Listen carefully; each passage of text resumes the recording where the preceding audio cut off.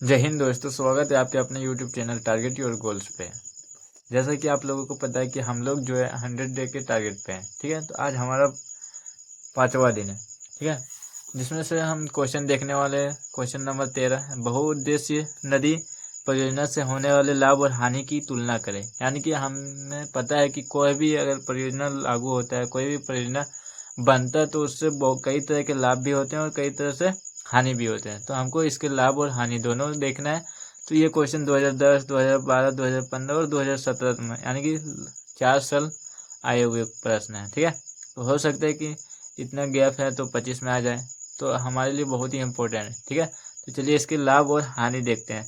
तो कोई भी बहुउद्देशीय परियोजना जो बनता है उसके लाभ और हानि होता है। ये तो लाभ देखते हैं। लाभ क्या है? बाढ़ पर रोक लगने में सहायक है, यानी कि बाढ़ जो आते रहता था उस पर क्या होगा, रोक लग जाएगा। ठीक है, ज़्यादा बाढ़ आने की संभावना नहीं रहेगा।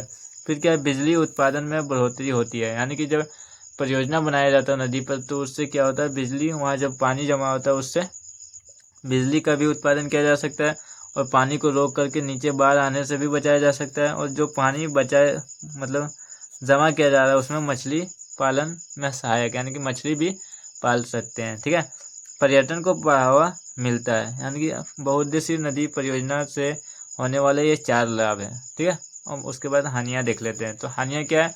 तो नदियाँ का बहाव बाधित होता है, परिणाम स्वरूप तल छत या बहाव धीमा पड़ जाता है, यानी कि जो नदी का बहाव होता है वो परियोजना बनने के कारण वहीं रुक जाता है। ठीक है, जिसके कारण उसके नीचे के जो बस्ती होते हैं वहां तक पानी का जो बहाव होता है वो बहुत ही कम हो जाता है, और नीचे की बस्तियों में, नीचे के गाँव में मतलब उतना पानी नहीं जाता है नदी से जितना जाना चाहिए था। तो ये है पहला हानि। ठीक है, दूसरा हानि क्या है? जलाशय की तली में अत्यधिक तलछट इकट्ठा हो जाता है। जलाशय की जो तली होते हैं, पानी के जो तली होते हैं, उसमें क्या होता है, बहुत मात्रा में, बहुत ही अधिक मात्रा में तलछट इकट्ठा हो जाता है, जिसके कारण क्या होता है, जल प्रदूषण जैसी कठिनाइयां पैदा होती है। जिससे क्या होता है, जल प्रदूषण होता है। ठीक है, जब जल के ऊपर, जलाशय के ऊपर तली में अत्यधिक मात्रा में तलछट इकट्ठा हो जाता है तो क्या होता है, इससे जल प्रदूषण जैसी कठिनाइयां होती है। जलाशय के निर्माण से मैदान में उपस्थित वनस्पति मिट्टी जल में डूबकर अपघटित हो जाती है। और जब नदी यदि कोई भी परियोजना, बहुउद्देशीय परियोजना बनाया जाता है, तो जब जैसे कि बड़ा सा बांध बना दिया गया तो क्या हुआ, वहाँ जब पानी जमा होने लगा तो सिर्फ पानी नदी में तो ही जमा नहीं होता ना, उसके आसपास बहुत सारे बड़े क्षेत्रों को कवर कर लेता है, जिसमें बहुत बड़े मतलब मात्रा में पेड़ पौधे, जमीन, वो सारा चीज़ क्या होता है, पानी में डूब जाता है। और डूबने के कारण क्या होता है, वो अब घटित हो जाती है। ठीक है, फिर अगला क्वेश्चन कि राजस्थान, ये रहा आपका मतलब बहुउद्देशीय नदी परियोजना के लाभ और हानि। ठीक है, लाभ भी दिखा दिए, हानि भी पढ़ा दिए। अब देख लेते हैं next question. Question number 14, Rajasthan के अर्ध शुष्क क्षेत्रों में वर्षा जल संग्रह किस प्रकार किया जाता है? यानी कि राजस्थान के जो क्षेत्र है ना, अर्ध शुष्क क्षेत्र में वर्षा जल संग्रह किस प्रकार किया जाता है? ये भी क्वेश्चन बहुत ही महत्वपूर्ण है। 2009, 2011, 2017, 2019, हो सकता है 2025 में आ जाए, है ना। तो हमारे लिए बहुत ही इम्पोर्टेंट, जैसे कि 9 से 2, 9 2 11, 11 साल के बाद फिर 6 साल, यानी कि 17 में आएगा, फिर 17 2 19, फिर 19 6 25, यानी कि 25 में आने की संभावना है। तो हमारे लिए इम्पोर्टेंट है, तो हम इसको अच्छे तरह से देखेंगे। बोला, राजस्थान के अर्ध शुष्क क्षेत्रों में वर्षा का जल निम्न प्रकार से संग्रह किया जाता है। जाहिर सी बात है, जिस जगह पर वर्षा बहुत ही कम हो उस जगह पर अगर कैसे भी करके एक बार वर्षा हो जाए तो वहाँ के लोग क्या चाहेंगे कि ज़्यादा से ज़्यादा मात्रा में जो जल है उसको स्टोर कर लिया जाए, जमा कर लिया जाए। तो कैसे जमा करते थे या कैसे अभी भी करता है, वो सारी चीज़ देखेंगे। सबसे पहले, राजस्थान जैसे सूखे क्षेत्रों में रहने वाले लोग पीने का पानी एकत्र करने के लिए छत वर्षा जल संग्रह तकनीक का प्रयोग करता है। यानी कि क्या करता है कि जब वर्षा होता है उधर, तो छत जल संग्रह, यानी कि छत से जो पानी गिरता है उसको कहीं एक गड्ढा करके एक जगह पे संघारने की कोशिश करता है, प्रयोग करता है, तकनीक का प्रयोग करता है। दूसरा क्या है, खेतों में वर्षा जल एकत्रित करने के लिए गड्ढे बनाए जाते हैं। और खेतों में क्या करता है, एकत्रित करने के लिए गड्ढे बनाए जाते हैं ताकि मृदा को संचित किया जा सके, ताकि मृदा को क्या किया जा सके, संचित किया जा सके। ठीक है, जैसे कि कहाँ हुआ था, तो जेलेश्वरम, क्या, जैसलमेर में खदीर तथा राजस्थान के अन्य क्षेत्रों में विशेषकर बीकानेर, फलादी और मलबे में लगभग हर घर में पीने का पानी संग्रहित करने के लिए भूमिगत टैंक अथवा टांका हुआ करते थे, यानी कि जेल सेमर में खरीद तथा किया था। राजस्थान के अन्य क्षेत्रों में विशेषकर बीकानेर, फलादी और मल्लापेर में लगभग, यानी कि ये सारा क्या शहर है, हर घर में पीने का पानी संग्रहित करने के लिए क्या होता था कि भूमिगत टैंक, यानी कि भूमि के अंदर एक टैंक बना होता था।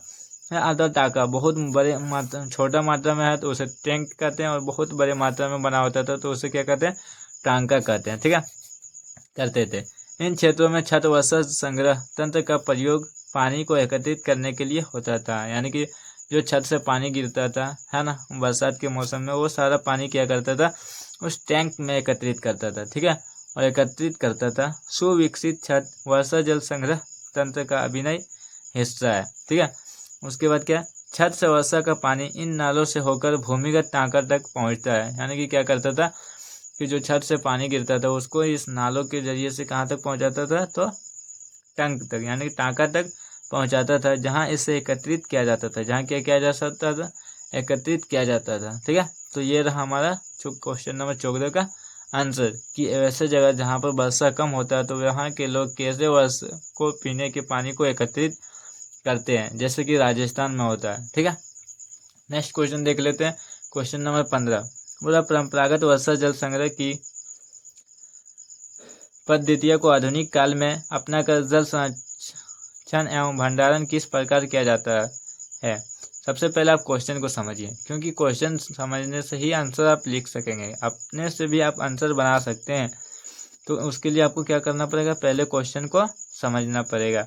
मतलब परंपरागत वर्षा जल संग्रहण की पद्धतियों को आधुनिक काल में अपनाकर जल संरक्षण एवं भंडारण किस प्रकार किया जाता है। क्वेश्चन नंबर आया हुआ है 2009, 2012, 2014 और 2020 में, तो ये आपके लिए भी बहुत इंपॉर्टेंट हो जाता है। वर्षा जल संग्रह पद्धति वर्षा को पीने के लिए एकत्रित करने की एक विधि है।